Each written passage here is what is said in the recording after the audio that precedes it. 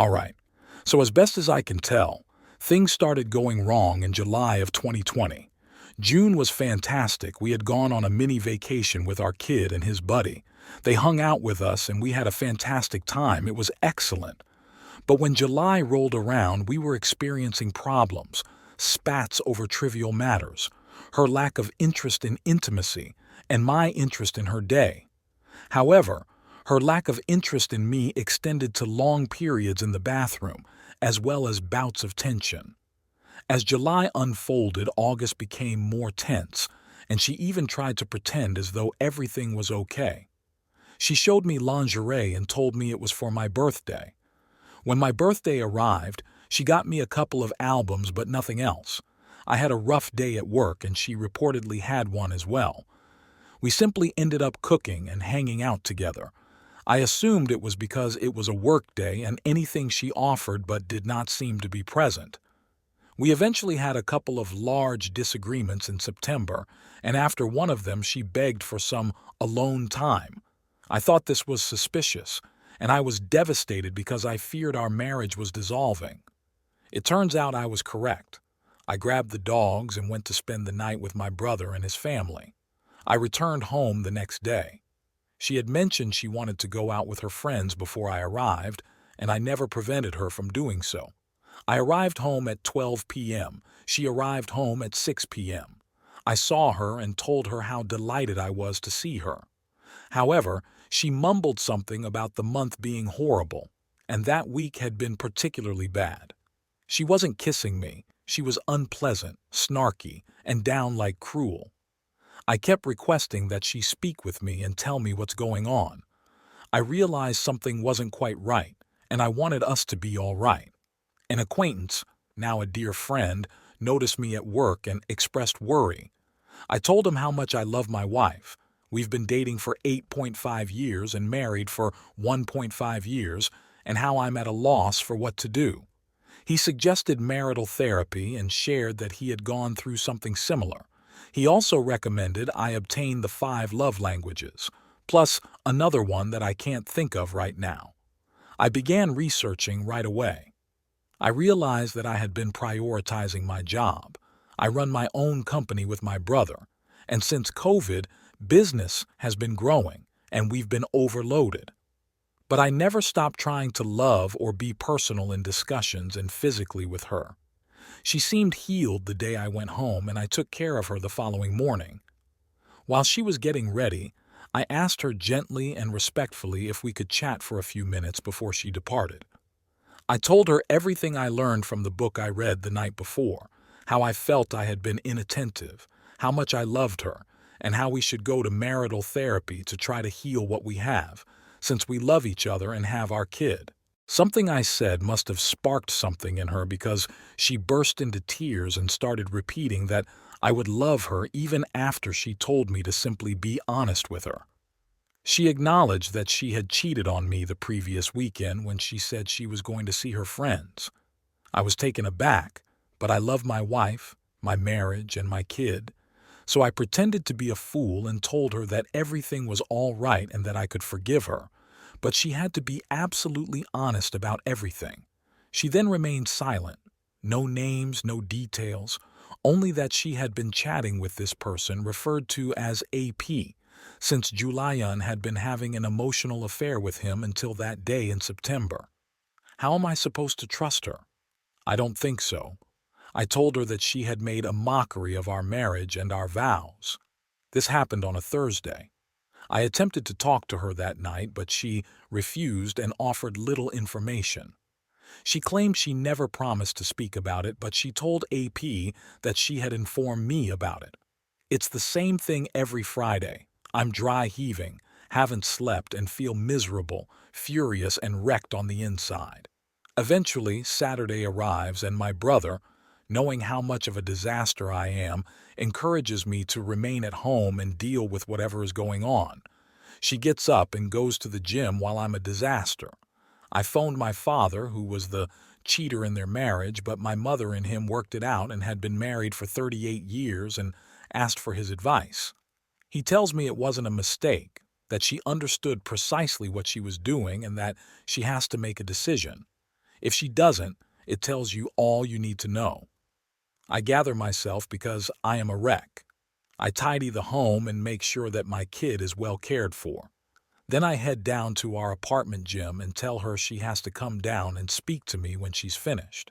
Half an hour later, she appears, and I gently inform her that she must choose between our family and marriage or AP. I'm not sure is all I get, and she begs for some time.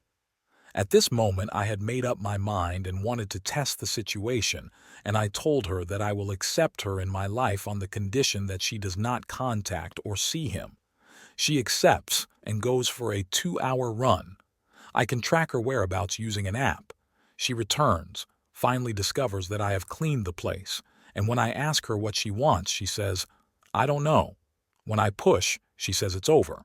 I say, "All right," and even though I'm weeping, I take a duffel bag and stuff it with clothes. She starts screaming because I'm truly going. She thought that I was bluffing. I kiss my kid, tell him I'm going to remain with his uncles for a little while and he's okay since he's occupied by video games. I tell her I'll be back in the morning with the rest of my belongings and leave. The following morning, I arrive there at 6 a.m. I take trash bags and go into our bedroom, into the bathroom/closet, and begin stuffing everything that belongs to me into them. She sits up in bed crying and simply stares at me. When she asks what I'm doing, I inform her that she has made her choice and I need to do what I have to do. She begins weeping. My heart is shattered, but it also longs for my wife. Again, I crawl into bed with her, embrace her, and kiss her for half an hour like a fool. I tell her that it doesn't have to be this way, but she needs to be honest. She remains silent. So I'm enraged and shout at her that it's all for nothing. I pack my belongings and inform her that my father and brother are 5 minutes away at the cafe, waiting for my call to come and assist me with the heavier items. It's 11 o'clock in the morning at this point and I'd already packed everything. She inquires as to what we intend to tell our kid. I intend to tell him the truth that his mother has a loose character, but that would have broken his heart. So, we go wake him up and make up a phony story about communication failing. She claims she doesn't want to visit my family. I don't blame her. She's embarrassed. She brings our kid shopping and I can sense he's a bit out of sorts and bewildered. I summon my father and brother, who arrive. We gather my 3 televisions and all of the equipment. I left my kid, all of his wonderful things. I love him, and none of this is his fault. Before I leave, she texts me not to go and to wait for her and our son. I wait, and the house now seems to have been looted. Then she steps in. She advises me not to go. Also, our son threw a display over in rage and says he hopes we could still be a family. I make a bad face at her and tell her that, of course he does, and that's what I want. But what the heck does she want? I'll ask her again. I'm not sure she responded. There's no reason for me to remain here. I force her to inform her parents since they would be outraged if they found out via our son. The first week of October is coming up, and I'm trying to keep our youngster on track. I show up for him to take him to school and cook him breakfast, but I also take him to his maternal grandparents' place on certain mornings when I have to be at work early. When they ask what's going on, I tell them everything. I tell them I want us to solve things, but she insists on her stupid. Her father is upset and sad for me. She's messaging me about how much she despises herself and how she can't believe she did all of this while still chatting with AP. She even goes so far as to ask if we may reconcile, and I remind her that she knows what she must do if she wants me back. During that week, I picked up my kid from practice and drove him home. He wants to show me something, and I agree since I adore him, and we spend an hour in his room together. When I go into the living room, she's a mess. She invites me to sit with her and draws near to me, wrapping her arms around me. I nearly give in and get up, saying that I'm not going to do this if she's still talking to or involved with this man. She claims she's finished it. Suddenly the phone rings, a different ring, and I can see she's scared on the inside. He's been phoning her all day, she claims, since she terminated it. I look her in the eyes and ask her to show me where she put a stop to it. She begins to weep and refuses. I got my answer. Then I snatch the phone and start reading her messages. In some, she claimed how AP made her feel amazing and I failed at it. I then handed the phone back and left. Throughout the week, I returned to take my kid to school and even prepare meals for him to keep in the fridge. She's not washing laundry and I have to push myself not to do it for her. But my son's bedding is dirty. He stinks from not bathing and I had to admonish her for not taking care of him. Her friends wanted to take her to the Rin Fair that weekend for her birthday. And I'm amazed at how well she's doing. She asks if I may be with our kid for a few hours. I say yes because I want to spend time with him, but even I know I'm not ready. In any case, I agree. When I get home from work to fetch him up from his friend's house, 4 other lads step out and hop in my vehicle. It was apparently a sleepover.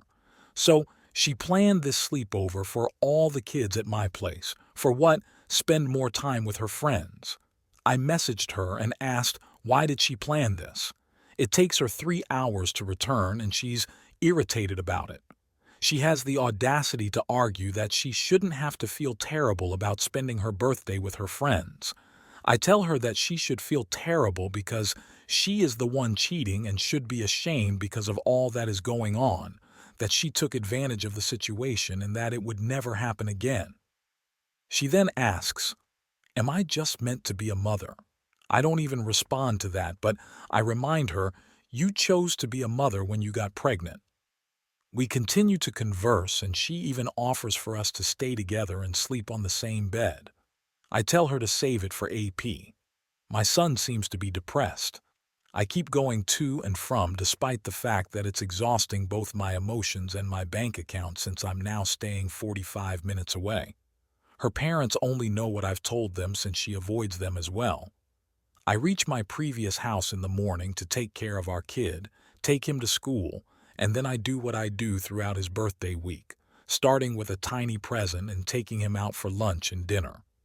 My wife left when I entered. I'm ready to leave the house when I feel an itch within me. I'm not sure what triggered me, but I began probing her closet. I discovered a new shoebox and opened it to find a new vibrator. I had thrown out all our toys when I left, and she even saved the package with postmarks dated the day after I left, along with a gift message with the name on them. Then I saw a note inside the shoebox from a lady but with the same surname as AP. When I open it, I see a snapshot of a family, 2 little boys, a baby, a dog, and a man and a lady. Along with it is a letter in which the woman informs my soon-to-be ex-wife that she has damaged her marriage and that she can keep AP because of the gifts he brought her. I snapped photographs and went directly to her parents to tell them what I had seen. I tell them that your daughter not only destroyed her family, but also the family of her AP. Her father apologized and said, "Hire a lawyer, get your ducks in a row, and then file." That same day, I did. When the papers came a few days later, I delivered them to her and we sat on it for months. Eventually, I had to give her the house as settlement. She had the custody of my son and I had visitation rights. It broke my heart and I intend to keep all records of her cheating for my son to see when he is older. I also got to know that she has started dating her AP and they plan to move in together soon. Her parents have disowned her and removed her from all inheritance.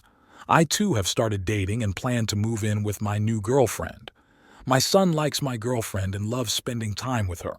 I know the scars of this failed relation will take time to fade, but I know with time they will go away.